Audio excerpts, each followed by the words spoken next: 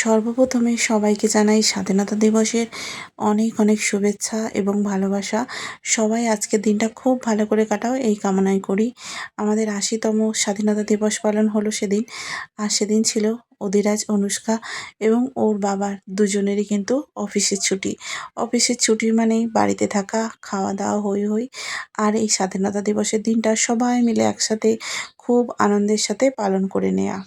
সন্ধেবেলা সমস্ত কাজকর্ম মিটে যাওয়ার পরেই ওনাকে বললাম যে আমার কিছু জিনিস দরকারি রয়েছে, সেগুলো অনেক দিন ধরে বার করব ভাবছি, সেগুলো বার করা হয়নি, তুমি কি আমাকে বার করে দেবে? তো সঙ্গে সঙ্গেই সে বলল হ্যাঁ। তো চলো দুজনে মিলে লেগে পড়েছি সেই সমস্ত জিনিস বার করতে।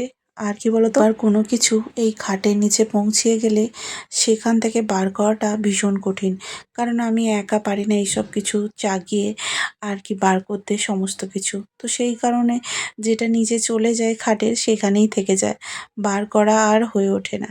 এই যে আমি আজকে লেগেছি বার করতে, তবে তার সাথে কিন্তু আমার হাজবেন্ড সেও কিন্তু সাহায্য করছে।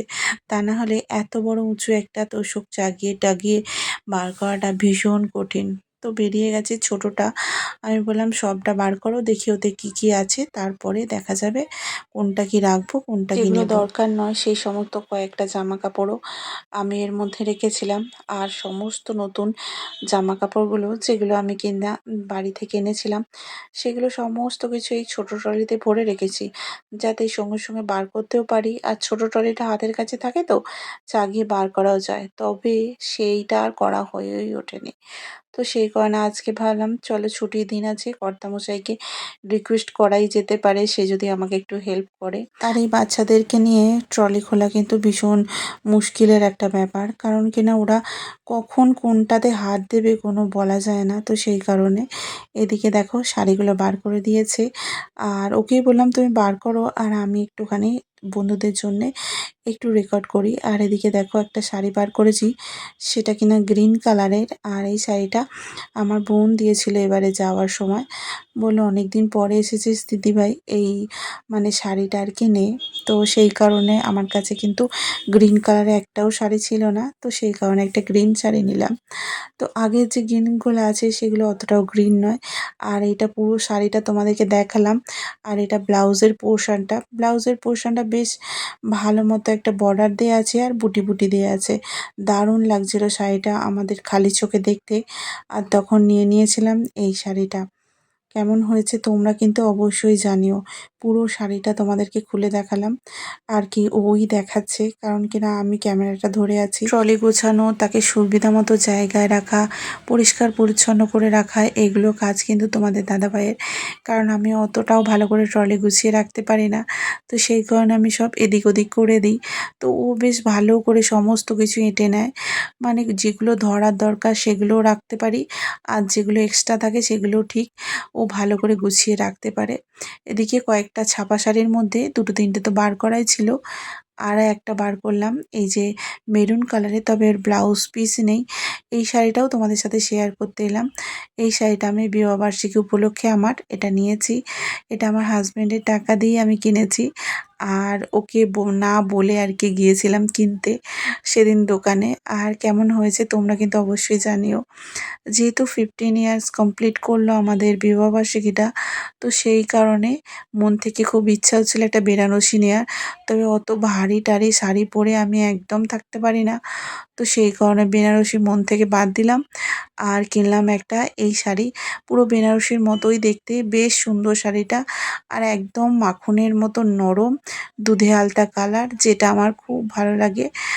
আর এই কালারটা ক্যামেরাতে অতটাও ফোকাস করছে না যেটা রিয়েলে করছে।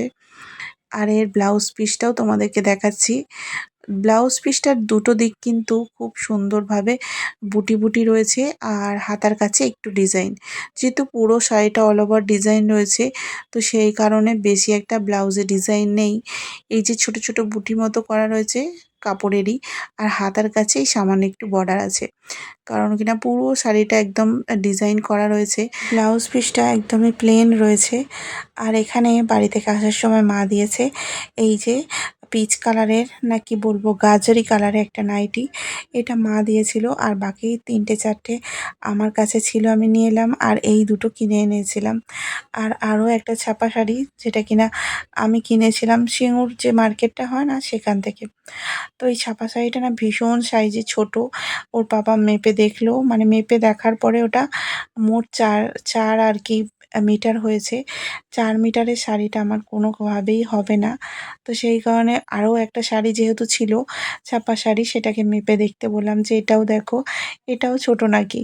তো এইটা শাড়িটা পুরো শাড়িটা দেখো খুলে দেখাই। আর আমার এরকম শাড়ি মানে যেগুলো আমি পরার জন্য নিয়ে এসেছি সেগুলো খুলে দেখতে খুব ভালো লাগে। আর এখানে শাড়ি খুলতে খুলতে অনেক কটা পেপার, অনেক কটা এরকম কাগজ জড়ো হয়েছে জানো তো। আর সেইগুলোতে বেশিরভাগই দেখছি গুজরাটিতে লেখা। মানে ওয়েস্ট বেঙ্গলের শাড়ি বেশিরভাগ গুজরাটিতে লেখা দেখে আমি তো একেবারেই অবাক। মানে এই শাড়িটা ওয়েস্ট বেঙ্গলে পাওয়া যায় আর তো গুজরাটিতে কেন লেখা হবে? তো ওর বাবা বলছে গুজরাট থেকেই শাড়িগুলো যায়। আমি তো শুনে অবাক হয়ে গেলাম। এদিকে দেখো প্রত্যেকটা শাড়ি কিন্তু বেশ বড় সাইজেরই ছিল। আর এই শাড়িটাই কেবলমাত্র একটু ছোট হয়েছে, মানে ব্লু কালারের শাড়িটা। আর তোমরা তো জানোই যে কোনো নতুন জিনিস এলে সেটা পার্সেল হোক বা আমার যে কোনো ড্রেস, অনুষ্কার সবেতেই ইন্টারেস্ট নতুন জামা কাপড়ে। ও কোনো জামা কাপড় আজ পর্যন্ত আলমারিতে রাখেনি আর কোনো জামা কাপড় আজ পর্যন্ত নতুন ওর আলমারিতে নেইও। যতগুলো জামা কাপড় ও কেনে সব কটা জামা কাপড় ও রেগুলারলি পরে নেয়। মানে যেদিন কিনবে তার পরের দিন থেকেই কিন্তু পরা শুরু করে দেয়। এই অভ্যাসটা ও আর ওর বাবা দুজনের সমান। কোনো জামা কাপড় যদি কিনেছি আমি, দুজনেই কিন্তু সেদিন থেকেই পরা শুরু করবে। এবার দেখো মায়ের নাইটি, সেটাকেও কিন্তু ওকে পরে দেখতেই হবে। আর এই যে ব্লাউজটা, ওকে কত করে বললাম তোমার হবে না, তবুও পরে দেখবে কিনা ওর কোনো শাড়ির সঙ্গে যায় কিনা। শাড়ি পরার শখ মেয়েটার অনেক দিনের। ভাবছি একটা নতুন শাড়ি ওকে কিনে দেবো বা পরার জন্য বানিয়ে দেবো। তবে কিনা ওর শাড়ি পরার এত শখ হলে কী হবে, শাড়ি পরে এখানে যাওয়ার মতো বা কোনো অনুষ্ঠানে কিন্তু নেই। এই যে দেখতেই পাচ্ছ, এই নিউজ পেপারটা কিন্তু পুরোটাই গুজরাটিতে লেখা আছে। আর ওই জন্যই ওর পাপাকে দেখাচ্ছি।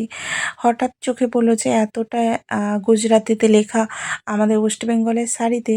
তো বলল তখনই যে এখান থেকেই শাড়িগুলো যায়। আমি তো শুনে ভীষণ অবাক। এদিকে দেখো এই শাড়িটা কতটা পরিমাণে ছোট হয়েছে। আর এত ছোট হবে আমি শাড়িটা ভাবতেই পারিনি।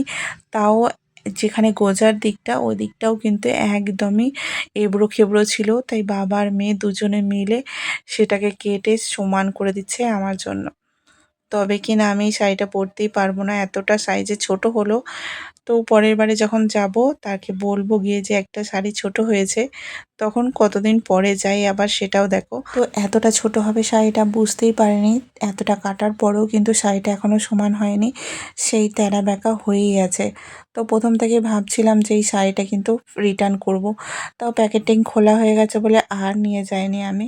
আমাদের ঘরের সামনে যে দোকান আছে সেখান থেকেই কেনাই আমার মনে হচ্ছে বেটার, কারণ মা লক্ষ্মী বস্ত্রালয় ছাড়া অন্য কোথাও শাড়ি কিনলেই আমার শাড়ি কিন্তু সাইজে ছোট হয়ে যায়। বাচ্চাদের আজকে বিশাল আনন্দ, কারণ তারা পেয়ে গেছে ছুট যা কিছু করার।